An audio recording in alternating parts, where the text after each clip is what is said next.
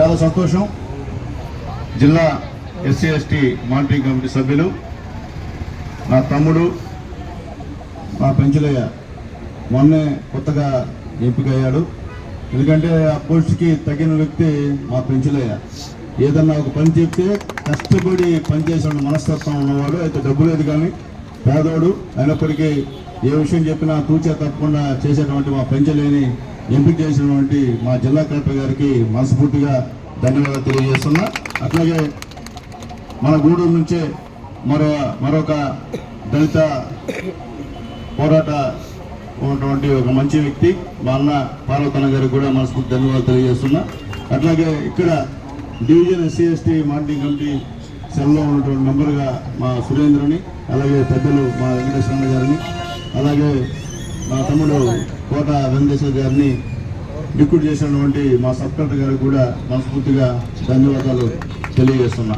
ఎందువల్ల చెప్తున్నానంటే ఈరోజు ఇక్కడ వచ్చినటువంటి పెద్దలు మా పార్టీ అధ్యక్షులు పులిం శ్రీరణ గారికి, అలాగే మా రాజు గారికి, మా చంద్రరామయ్య గారికి, మా రహీం గారికి, అలాగే మా పోటీకి, అలాగే ఇక్కడికి వచ్చినటువంటి మా పడారపల్లి సర్పంచ్ గారికి, మా కృష్ణయ్యకి, మా చిన్నవేశ్వర గారికి, అలాగే మా శ్రీనివాసరెడ్డి గారికి, ఇక్కడికి వచ్చిన ప్రతి ఒక్కరు కూడా మా శంకరన్నకి, మా చిరంజీవికి, మా రమేష్కి, మా సిద్ధానాయుడికి, శివాకి, అలాగే ముఖ్యంగా ఈ సంబంధించినటువంటి వార్డు కౌన్సిలర్ మా భారతకి కూడా మనస్ఫూర్తిగా ధన్యవాదాలు తెలియజేస్తున్నా.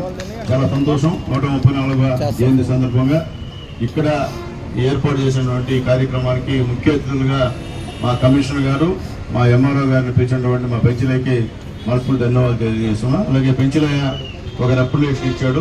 ఖచ్చితంగా పెంచులయ్య గారు మీకు విగ్రహం తీర్చే బాధ్యత నాది, నేను తీస్తా.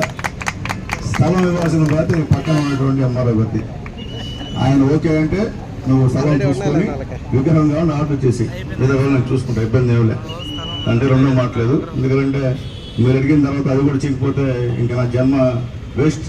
ఎందుకంటే మీరు నా కోసం ప్రాణాలు అర్పించి ఈ స్థాయికి తీసుకొచ్చారు నన్ను. మీరు చిన్న అడిగి కూడా చేయలేకపోతే నేను ఎమ్మెల్యే కూడా వేస్ట్ అని చెప్పి నేను తెలియజేస్తున్నా. అట్లాగే ఎంఆర్ఓ గారు కూడా మనం చెప్పాను, మా కమిషనర్ గారికి కూడా ఆల్రెడీ టౌన్ హాల్ పక్కన గతంలో నేను అంబేద్కర్ భవనానికి స్థలం కూడా కేటాయించాను సార్. మా గవర్నమెంట్ అప్పట్లో పోయిన తర్వాత అది మొత్తం క్యాన్సిల్ చేశారు. ఇప్పుడు ఒకసారి అట్టే ఉంది, స్థలం అయితే అట్టే ఉంది. ఆ స్థలాన్ని చూసి అంబేద్కర్ భవన్కి ఎంత కావాలో చూసి దాని పక్కనే జగజ్జీవనరావు గారి భవనం కూడా అక్కడే ఒకటి చేసిన దానికి ఏర్పాటు చేద్దాం సార్. ఇద్దరికి సమానంగా, ఇద్దరు మన నాయకులు కాబట్టి ఇద్దరికి సమానంగా చేద్దామని చెప్పి మీకు రిక్వెస్ట్ చేస్తున్నా. అలాగే ముఖ్యంగా ఈ యొక్క టౌన్లో ఇంత నడి రోడ్లో మా దేవుడు డాక్టర్ అంబేద్కర్ గారి యొక్క విగ్రహాన్ని పెట్టినందుకు నేను గర్వపడుతున్నా. ఎందుకంటే నేను ఎమ్మెల్యేగా ఉన్నప్పుడు పెట్టినటువంటి విగ్రహమే అది. గతంలో ఎవరు కూడా చేయలే. ఎంతోమంది శాసనసభ్యులుగా ఇక్కడ నుంచి ఎంపికైనారు, కానీ ఎవరు కూడా బస్టాండ్లో పెట్టేదాన్ని ధైర్యం చేయలే. కానీ నేను ఆ రోజు చేశా. దానికి పర్మిషన్ లేకపోయినా ధైర్యంగా ఆ రోజు ఇండైరెక్ట్గా మా డిఎస్పీ గారు రాంబాబు గారు సహకరించారు. అట్లాగే మా అరుణ్ కుమార్ బాబు ఐఏఎస్ గారు సహకరించారు. అప్పుడు కమిషనర్ గారు సహకరించారు. వాళ్ళందరూ సహాయ సహకారాలతో ఇక్కడ అప్పుడు విగ్రహం పెట్టామని చెప్పి తెలియజేస్తూ వాళ్ళు ఎక్కడున్నా, వాళ్ళు ఏ పదవుల్లో ఉన్నా, ఏ ఉద్యోగాలు ఉన్నా వాళ్ళకందరికీ మనస్ఫూర్తి ధన్యవాదాలు తెలియజేసిన అవసరం మా మీద ఉందని చెప్పి నేను తెలియజేస్తూ ఖచ్చితంగా అంబేద్కర్ ఆశయాల కోసం అందరూ కూడా పనిచేస్తాం. పనిచేయక తప్పదు. ఆ మహానుభావుడే లేకపోతే ఈరోజు మనది స్థాయి కాదు. ఎక్కడ ఉండేవాళ్ళం, ఏ పరిస్థితిలో ఉండేవాళ్ళం. అప్పుడు ఉంటే మన వ్యవస్థకి దానికి మనం ఎవరు కూడా ఎక్కేసే పరిస్థితి లేదు. అదే ఒకటి చెప్తున్నానంటే అంబేద్కర్ గారు ఒక దళితులకు సంబంధించినటువంటి వ్యక్తి కాదు, అందరికి సంబంధించిన వ్యక్తి. అది మాత్రం దయచేసి మీరు చెప్పాలా.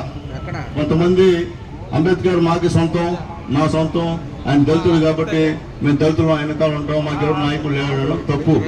ఆయన దళితుడు అయినప్పటికీ ఆయన అందరి నాయకుడు, ఒక దళిత వర్గానికి చెందిన నాయకుడు కాదన్న విషయాన్ని అందరూ కూడా గుర్తుంచుకోవాలని తెలియజేస్తాం. ఎందుకంటే ఆయన ఇచ్చిన ఓటు హక్కు ద్వారా ఈరోజు మేము అందరూ ఎన్నికవుతున్నాం.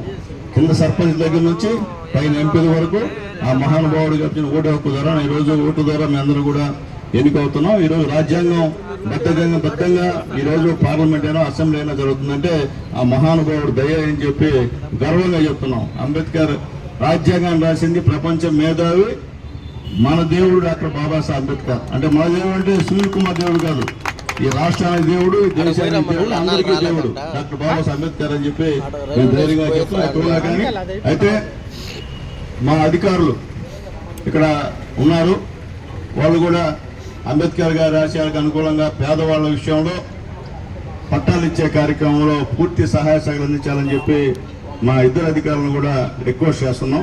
ఎందుకంటే అంతకన్నా మనం తీసేది కొట్టలేదు, అందరు మనవాళ్ళే, పేదల్లో కులాలతో సంబంధం లేదు, ఏ కులమైనా ఏ మతమైనా పేదవాడైతే పేదవాళ్ళకి ఇల్లు ఇస్తే అంతకన్నా అదృష్టం లేదని చెప్పి నేను తెలియజేస్తున్నాం.